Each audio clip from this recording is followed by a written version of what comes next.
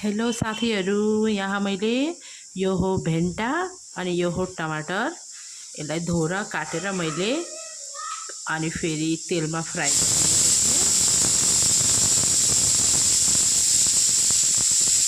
दाल चढाएको सिटी लगाएर अनि त्यसपछि यसमा पियाज हरियो खोर्सानीलाई चप गरेर काटेपछि अनि फेरि यो नुन हालेर यसरी मिचेर तपाईहरुले रोटीसँग मात्र नि खान सक्नुहुन्छ। यति मिठो हुन्छ यो।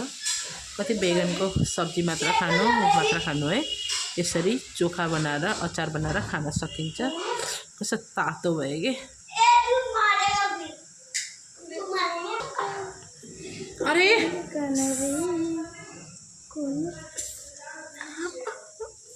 साथीहरु यसरी बेगनको चोखा बनाएर खानु है। साह्रै मिठो हुन्छ। साह्रै मिठो हुन्छ।